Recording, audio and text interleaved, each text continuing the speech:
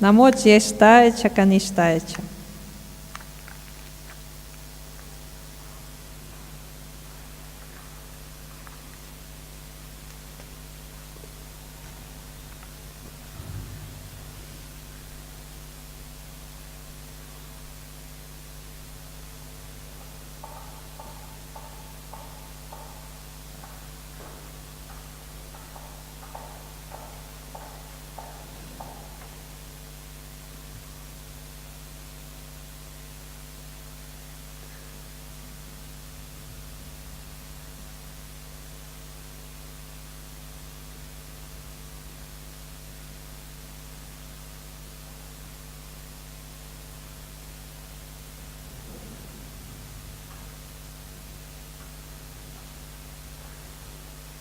So Namaha Jyesthaya. Jyestha means the one who is born as the eldest or foremost. Джьештха – это тоже тот, кто был первым рожден в форме. When you have, for example, 4 brothers, Например, когда у нас 4 брата, the oldest one is called Jyestha. старшего зовут Джьештха, And the youngest one is called Kanishta. а самый маленький – Каништха. So Jyestha is the oldest and Kanishta is the youngest. Итак, Джьештха – это самый старший, а Каништха – самый младший. Джьештха.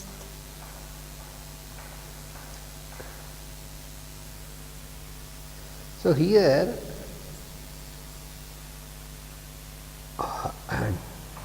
by what is meant by calling Rudra as Jyestha is, Что мы подразумеваем, когда называем Рудру Джьештха?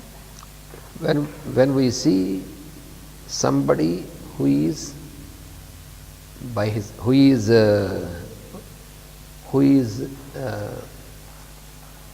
adored or who is honored first than the others, who can be, when there are many people, suppose when we find a person who will be honored first before other persons, Если в каком-то собрании мы кого-то чествуем самым первым, by his good virtues, благодаря его каким-то добродетелям, by his abilities, его возможностям, by his способностям, wisdom. мудрости. So by virtue of all these, Из-за всех этих его достоинств we generally try to offer our worship, or offer our gesture to such person. обычно в любом собрании всегда чествуют первым того, кто больше всего достоин, у кого больше всего достоинств. So this Jyestha refers to such person also. И его тоже называют Джьештха. So not only he is the eldest Не только by age, самого взрослого по возрасту, but by all these virtues also. но также по добродетелям. Первого по достоинствам тоже приветствуют как Джьештха. And Kanishta, as I told you, the youngest one, that is one thing. А Каништха, то, что вот я вам сказал, самый младший в семье, это одна вещь. But that also refers to a person Но также это применяется к человеку, who is exactly opposite, that he has no который good прямо противоположен qualities, только что описанному, у которого нет никаких добродетелей, никаких достоинств, whose consciousness is narrow, because he is чье self-centered, сознание очень narrow. узкое. So such person, Такого человека generally we do not adore him and he will be the last one whom we adore. Обычно такого человека мы не очень-то замечаем, и он будет последним, кого мы будем приветствовать. So that is also meant by saying Kanishta. И этого человека мы также называем Каништа. But why Rudra is here referred to as Jyeshtha and Kanishta? What is this? А почему мы Рудру называем и тем, и другим именем, и Джьешта, и Каништа? Because we are using these words as mantras referring to Rudra. Потому что эта же мантра, она посвящена Рудре, и мы обращаемся к Рудре и называем его разными именами.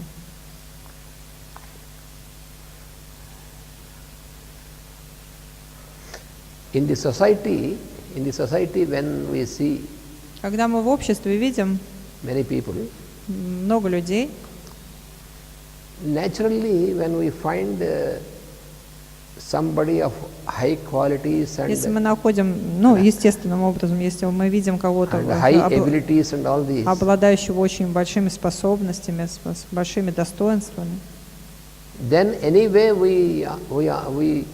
we make a gesture to adore him and honor him and all this. в любом случае мы его уважаем, приветствуем, почитаем.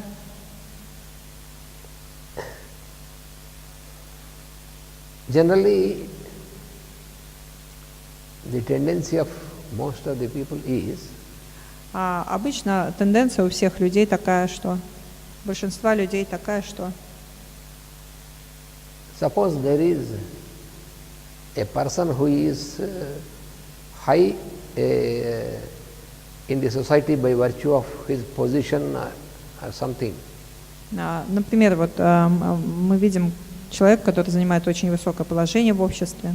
Suppose if we happen to meet the president or prime minister of the country. Если вдруг мы вот встретим там президента или премьер-министра страны, then automatically we offer our honor the person we honor. Автоматически мы будем его приветствовать, уважать.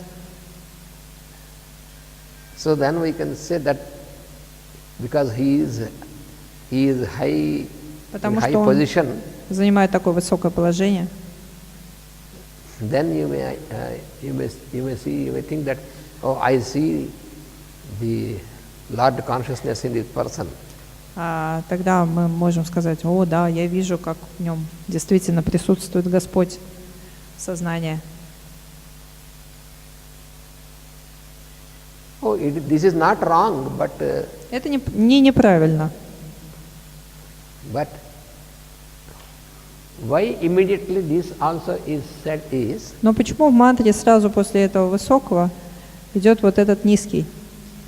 not only in such a person who is Потому что не только в этом higher человеке, который занимает очень высокое положение, in his ability or in his strength у or которого in his есть такие position and all this, выдающиеся способности, еще что-то такое, не только в нем присутствует Господь, сознание. but if you come across a person who is weak, who is lower in his virtues, who is lower in his abilities and all these things, a weak person, Но и также, если мы смотрим на человека, который слаб во всем, у которого слабые способности, который ничем не отличается,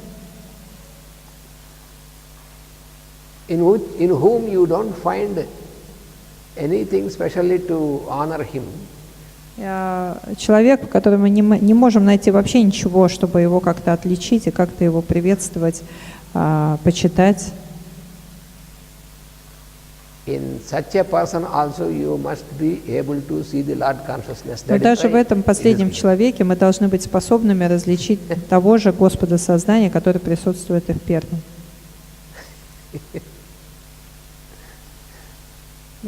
If you are able to honor Если a мы person способны, like a president of the country or prime minister of the country or a big capitalist or a very rich man, all these things, you will automatically shake the hand and say, oh, you are great, and you honor him. That is not special thing. Это не очень-то сложно, если мы способны почитать, приветствовать человека, который очень удивительный по своим способностям или общественному положению, или какой-то великий бизнесмен. Увидеть в нем почитаемого человека очень легко. Of course, you can see the Lord consciousness, you see Rudra in him, that is okay. И в нем легко увидеть Господа сознания, Рудру, But проявление божественности. if you see a person on the street who has nothing specially by any means, and if you can see Rudra in him and honor. Но если мы увидим какого-нибудь последнего прохожего, ничем не примечательного на улице, и способны будем в нем увидеть Рудру и тоже сияние божественности, Then тогда your effort to see the Lord consciousness everywhere is true. тогда и ваше усилие увидеть Господа сознания во всем будет истинным.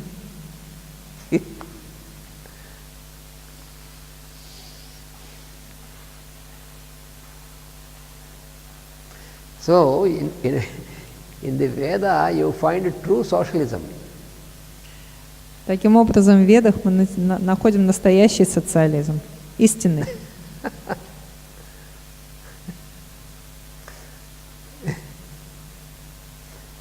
In the so-called socialistic parties or socialistic, politically socialistic these things, you find only they make all slogans.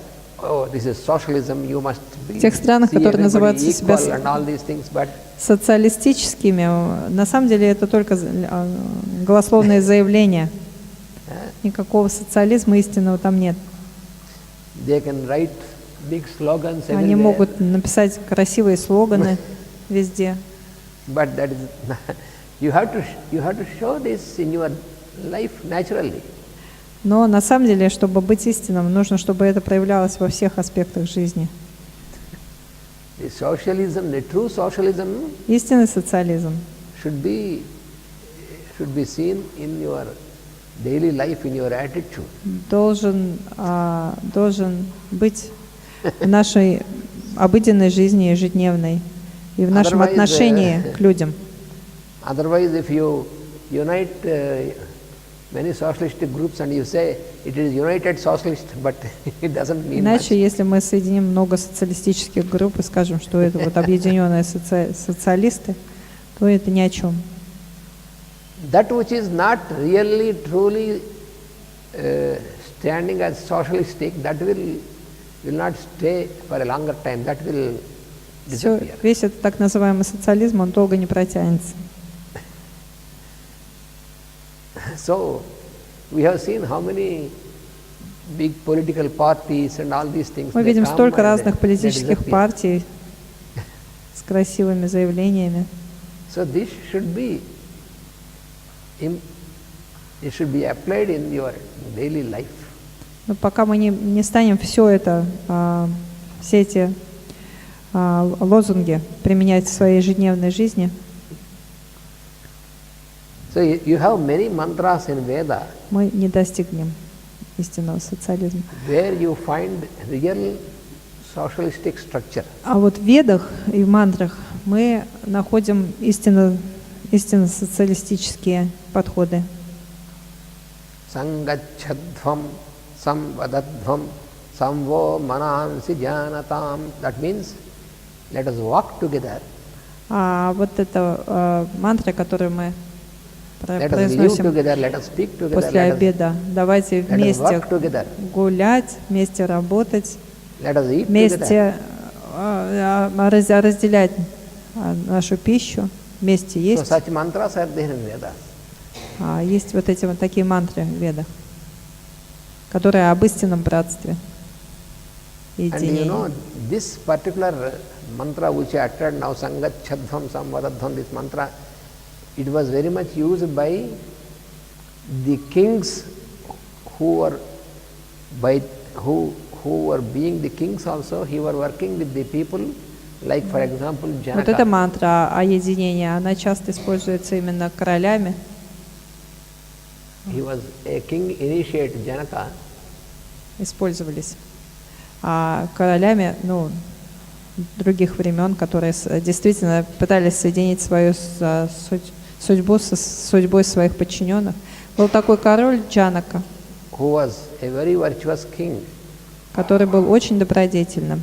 And in his kingdom, И в его государстве every citizen of this kingdom has to work together with others in the field in cultivation, agriculture.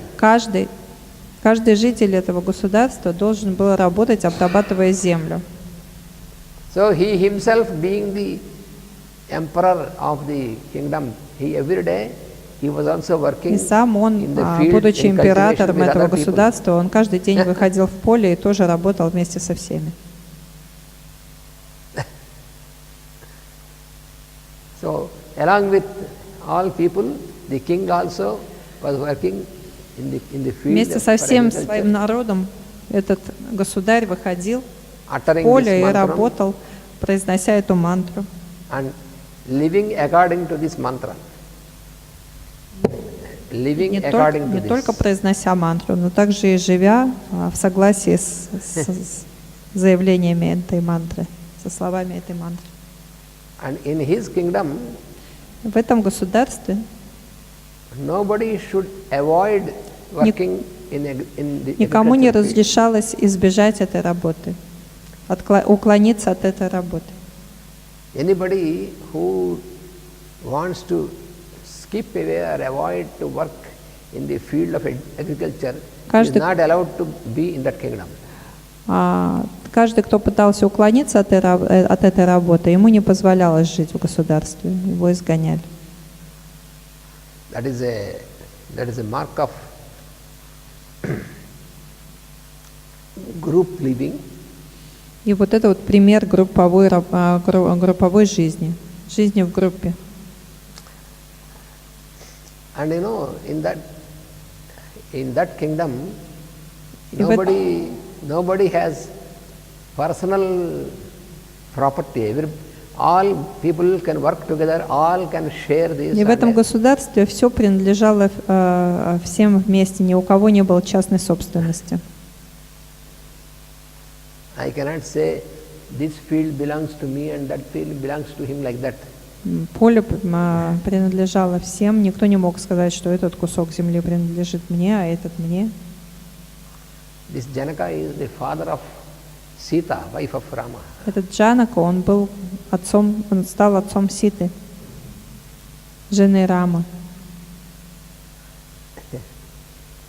Actually, Janaka is the title. На самом деле Джанака это не имя собственное, это титул. For the emperors of this clan. Титул императоров этого клана. The word Janaka means father. Janaka means father. Джанака в переводе означает отец. So all the people of this kingdom, they felt fatherly affection and fatherly treatment. И все жители этого государства, да, они чувствовали свою сыновнюю привязанность к этому отцу. And this father of Sita, he was famous. Этот отец Ситы, он был очень-очень известным. His actual name was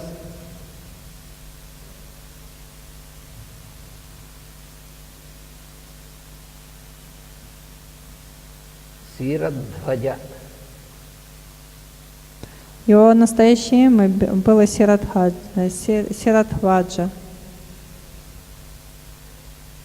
Dhvaja means flag. Дваджа означает флаг. Знаем. So on his flag there is the symbol of the plow with which we. И на его флаге был символ плуга. Плуга. То, чем землю обрабатывают. The instrument with which we plow the field. Инструмент, которым обрабатывают землю. Siradhvaja. He was the father of Sita. Он был отцом Ситы.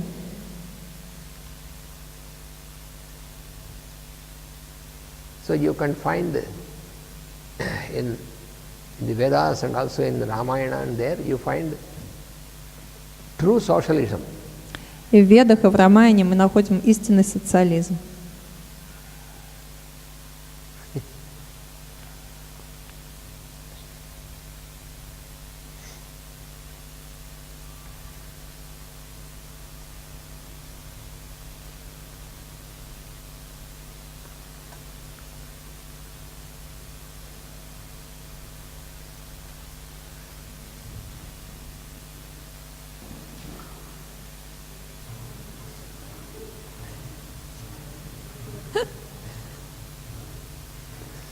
Good students. Yes.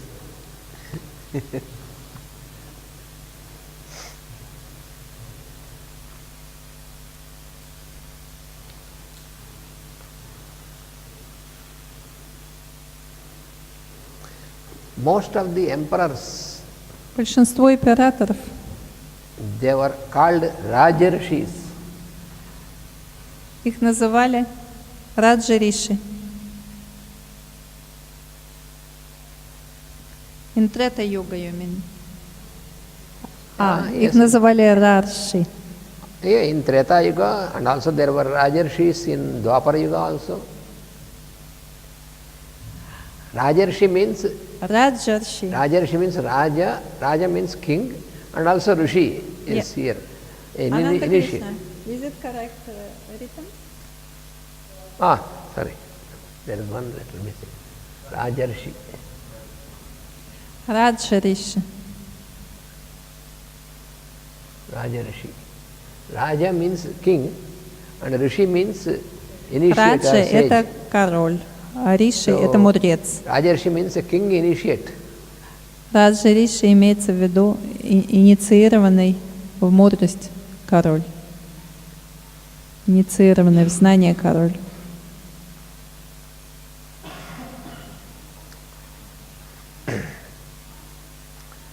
The emperors, such emperors were really highly spiritual persons because Эти короли, они действительно были очень высокодуховными людьми.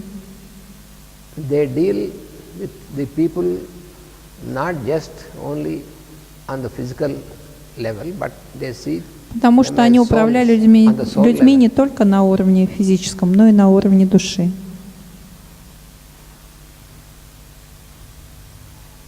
Заботились о людях не только на уровне физическом, но и на уровне души.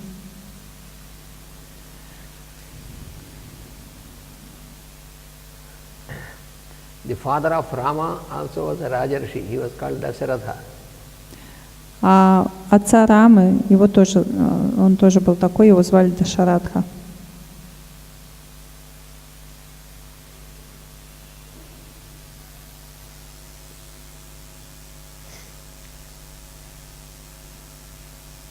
The great grandfather of Rama was also very famous. Великий дед Рамы, он тоже был очень известным, очень знаменитым. His name was Raghu. Его звали Рагху.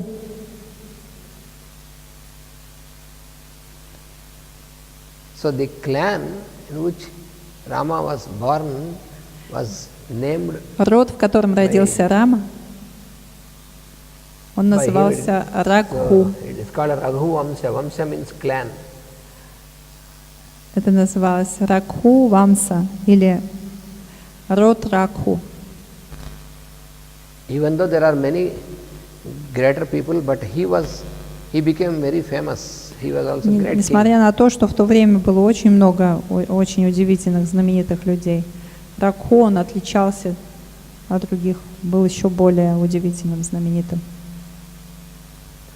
He performed a very great sacrifice, yajna, Он совершил великое жертвоприношение, великую ягню. and the name of that ritual was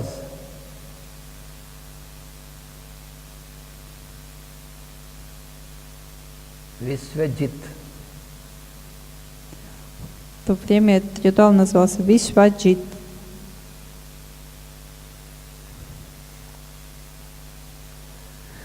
Visvajit means Вишваджит означает to conquer the whole of universe. Завоевание всей Вселенной. How is it possible to conquer the whole? You can have your kingdom, or you can conquer some other kingdoms, but how can you conquer the whole? И как же это вообще возможно? И понятно, что можно завоевать соседние там, государства, соседние земли, но как можно завоевать всю Вселенную? And now also we see many nations who want to conquer all other nations too. Сейчас, в наши времена, мы видим многие нации, которые пытаются завоевать там, весь мир и, в общем, другие нации подавить, завоевать. Но это завоевание, оно совсем про другое. Тот, кто хочет сделать этот ритуал, Вишваджит, он должен отдать в жертву все, что он имеет. Ты завоевываешь не с помощью войны, не с помощью убийств, но отдавая все, жертвуя. Everything what you have to, that means